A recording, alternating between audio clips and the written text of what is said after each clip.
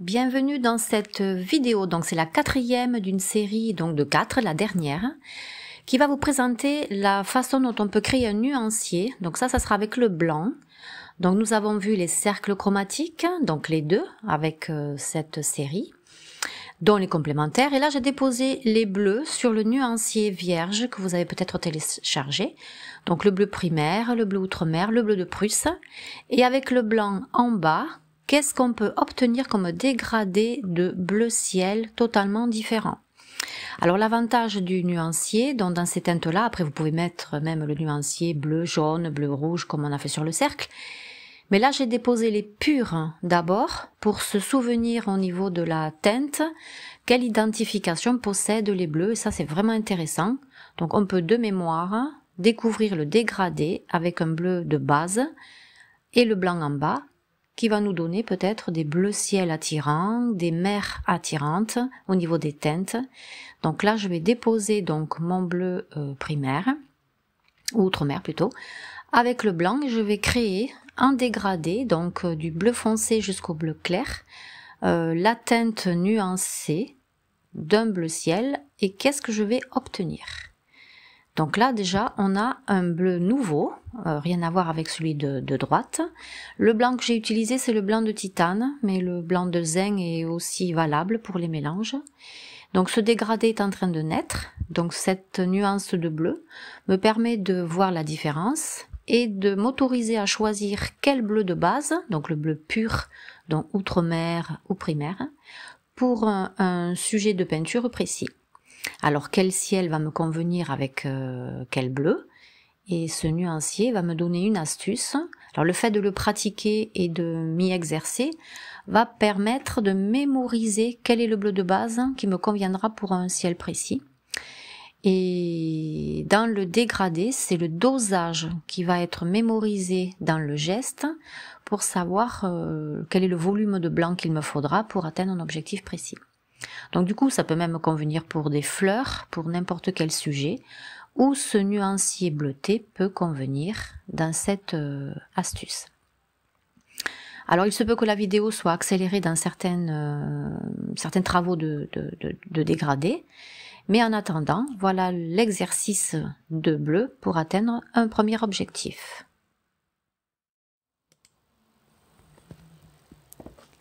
Donc là maintenant on va continuer avec le bleu de Prusse.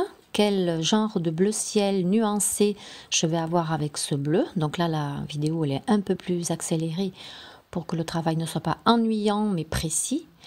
Et grâce à ces nuanciers de teintes à la base pure et qui se dégradent avec le blanc que j'ai choisi, puisque le cercle chromatique nous n'avons pas de blanc, et là on fait des expériences, on va découvrir quels sont les bleus qu'il nous faudra à la base de notre palette pour les mélanger avec le blanc, donc afin d'atteindre un objectif particulier. Et la plupart du temps, le bleu ciel qui est en train de naître peut évoquer des montagnes lointaines dans un sujet de peinture. Donc là, le dégradé que je suis en train de faire va vraiment évoquer des montagnes lointaines. Ce bleu lui va très bien. Le blanc, quand vous le mettez dans vos couleurs, vous avez peut-être remarqué que c'est le cas dans votre découverte, éloigne les sujets. Si vous ne l'avez pas remarqué, c'est très bien aussi, c'est maintenant que vous l'apprenez. Donc je vais changer de bleu, donc là je prends le bleu cérélium, quelle teinte il va me donner avec le blanc. Et là je peux découvrir qu'il a une similitude avec le bleu de Prusse dégradé dans sa nuance. Et ça va me permettre en fait ou de le garder ou de le changer en fonction des objectifs que je veux me fixer. Donc l'avantage du nuancier, c'est que nous ne l'avons pas avec le cercle chromatique qui est dans la création des couleurs. Là, la couleur, nous l'avons déjà à la base et elle est transformée avec le blanc. Et donc c'est comme ça que l'on découvre comment on peut obtenir des nuances avec ce dégradé. Alors reprenons l'exercice. Donc là, j'ai déposé le bleu de Prusse avec le rouge magenta. Dans le rectangle opposé, dans lequel va rentrer la création d'un nouveau violet. Alors je dis nouveau parce que sur les cercles chromatiques, ce n'est pas cette règle-là, c'est un bleu précis, donc le bleu primaire, et on en avait créé un second avec le bleu outre-mer. Mais quel genre de violet je vais avoir avec d'autres bleus? Et c'est ça qui est intéressant, la palette est infinie. Donc vous pouvez même créer à l'infini votre nuancier. Vous mettez un nouveau bleu sur la racine de votre rectangle, en bas votre rouge magenta, c'est ce que je fais là, et le dégradé à l'intérieur. Alors pourquoi? À quoi ça va servir? Eh bien pour déposer sur le rectangle nuancier, voilà, le violet, et voir qu'est-ce que je vais obtenir avec le blanc.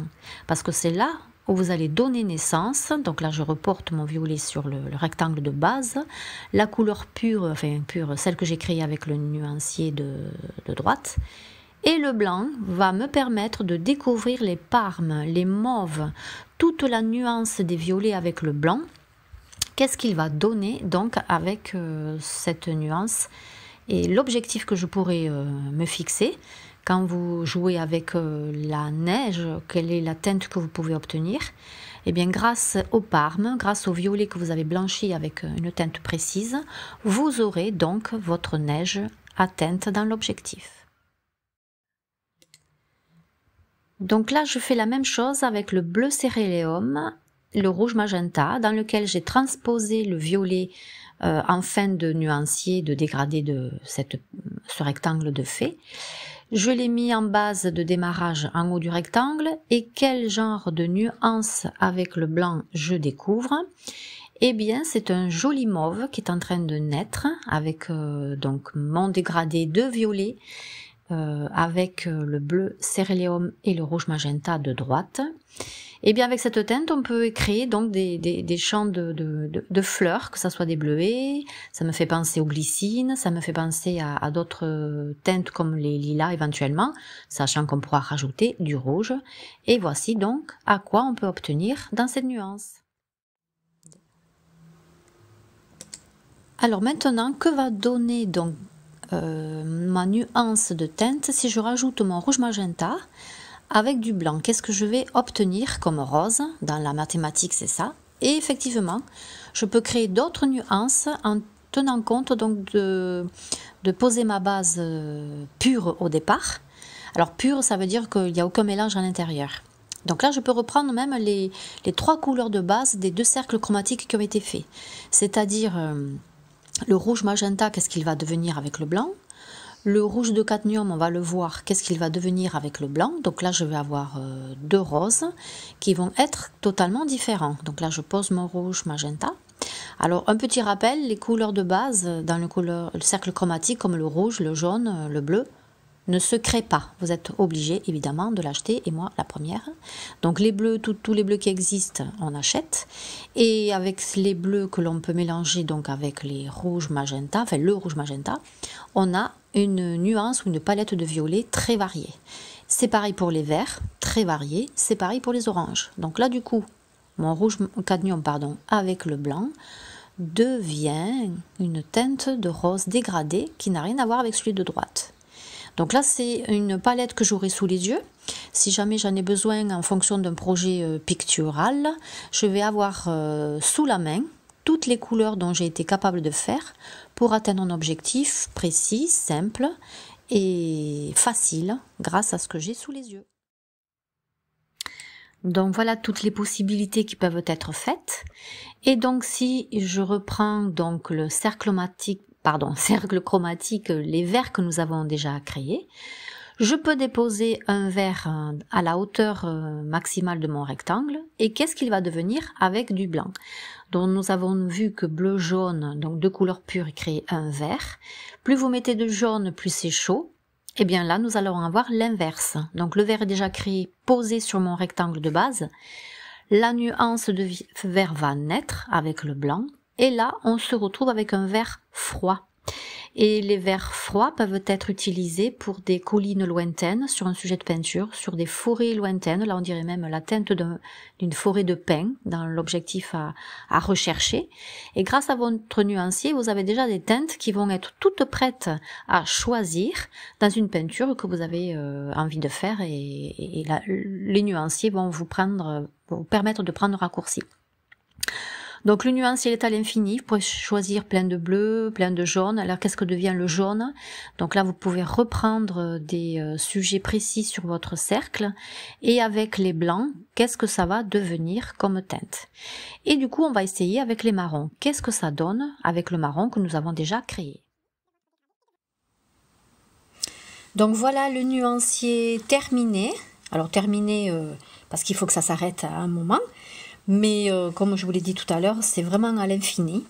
Donc là, pour rappel, le nuancier peut se faire donc avec une couleur de base. Et puis après, c'est le blanc qui fait votre dégradé. On peut aussi reprendre les couleurs du cercle, c'est-à-dire de reprendre certaines teintes. Le dégradé que j'ai ici, on peut le retrouver aussi le long d'une barre qui vous donnera donc les nuances bien précises, comme ici pour le vert, avec un autre bleu. Quel genre donc de jaune ça a donné. Sur le cercle chromatique, nous avions fait le second, qui donnait donc des marrons, et pas forcément des violets foncés comme j'ai dit tout à l'heure, donc des marrons. J'ai repris donc le marron de mon second cercle, qui n'était pas avec les couleurs primaires, et voici ce qu'il a donné donc avec le jaune. Donc mon marron tout court avec bleu et rouge, j'ai un marron de base qui va me servir pour des fourrés ou autre.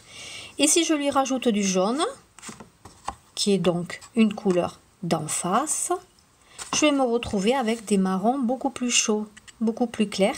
Et pour des jeux de lumière, ça va être vraiment intéressant. Maintenant, ce marron, qu'est-ce qu'il devient avec le blanc? Hop, pareil, je fais l'expérience.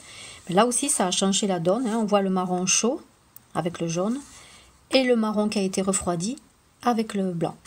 Enfin, légèrement vers le fond pour que le dégradé soit ressenti.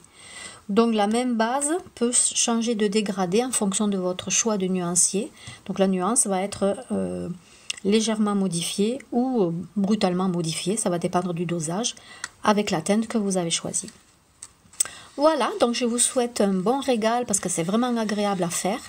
Certains pensent que les mandalas soutiennent, et bien oui, même les nuanciers peuvent faire de l'aération de l'esprit sans problème. Et puis après, quand vous voulez choisir donc une teinte pour une œuvre, ça va vraiment vous faire du bien. Maintenant, vous allez pouvoir télécharger donc le sujet. Donc vous pouvez très bien télécharger donc le nuancier et tout ce dont je viens de parler sur mon site. Donc comment créer vous-même votre nuancier, donc avec le cercle que vous décalquez, pardon. Et vous y mettez donc les couleurs de base et vous créez votre propre sujet. Et là, le nuancier, donc si en plus d'avoir fait le cercle chromatique avec toute sa valeur, vous pouvez rajouter d'autres bleus, d'autres rouges, faire votre dégradé de couleurs. Là, moi, je vous ai donné des titres, mais vous pouvez gommer et mettre les vôtres, c'est pas un souci, pour que vous ayez vos propres nuances à vous. Voilà, si vous avez apprécié, merci de me le dire. Je peux aussi vous rajouter d'autres sujets de peinture à élaborer. Je vous laisse vous abonner à ma chaîne pour vous donner d'autres informations constructives. Je vous souhaite une bonne journée et à très bientôt.